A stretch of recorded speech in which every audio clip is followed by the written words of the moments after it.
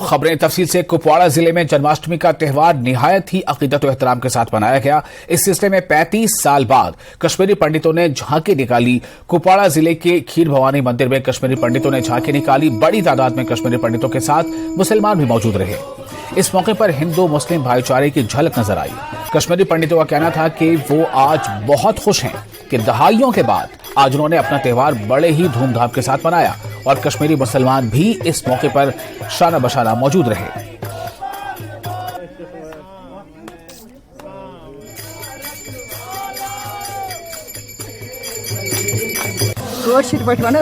हिंदी पे जन्माष्टमी कृष्ण भगवान सुन जन्म यह असल पे बोड़ बार उत्सव खतर चूंकि आज मनो 35 वहर कड़ झांकी ब्रो झांकी 1 बजे कड़ान 5 बजे गुलगाम वातान गुलगाम मंदिरस पे तम त्रेश हूं मेवु सोरी इंतजाम कर मगर वह गई हालत खराब तम पे लट आज झांकी खुश मुझे एक्साइटमेंट आप देख भी रहे होंगे। मुझे बहुत एक्साइटमेंट है कि मैंने आज इसमें पार्ट लिया और मैंने सुबह से इसकी तरफ तैयारी करवाई। हमने ये जो महा उत्सव यहाँ मनाते तो हर साल है, लेकिन आज हमने इस पैमाने मनाया कि हमें लगता है कि अब भाईचारा जो है ये फिर से वापस आने लगा। जो हमारा भाईचारा था हमारा मुसलमान भाइयों के साथ, सिख भाइयों के साथ या बाकी बरादरी के लोगों के साथ जो भाईचारा है ये मुझे लग रहा है बढ़ने लगा है। आप खुद भी देख रहे हैं आज यहाँ कितने लोग जब हमारे साथ मुसलमानों ने भी शिरकत की और हमने भी। तो यही भाईचारा मैं चाहता हूँ कि ये आगे बढ़ता रहे और फिर से वो दिन वापस आए जो हमें नबी से पहले हम जैसे गुजारते थे। आज खीर भवानी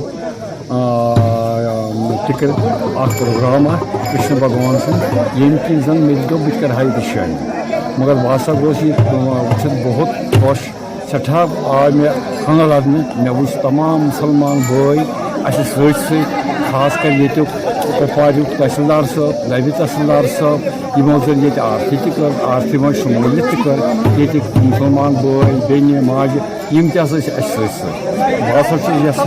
कि यस 1947 पे पान वही भाई बरादरी तो पान वही यकजात सह गोस आज बे बार बार बार बार बे बरकरार। और मुल्क और दुनिया के दीगर हिस्सों की तरह जिला पुंछ में भी श्री कृष्ण जन्माष्टमी बड़े जोशो खरोश और अकीदत के साथ मनाया गया। इस मौके पर जिला भर के मंदिरों में मजहबी प्रोग्रामों का एहतमाम किया गया जिसमें हजारों की तादाद में अकीदतमंदों ने शिरकत की। पुंछ नगर में वाक़ गीता भवन में जिला सनातन धर्म सभा के जरिए श्री कृष्ण जन्माष्टमी की मरकजी तकरीब का इनेकाद किया गया जिसमें श्रीमद भगवत कथा का दरबार भी सजाया गया।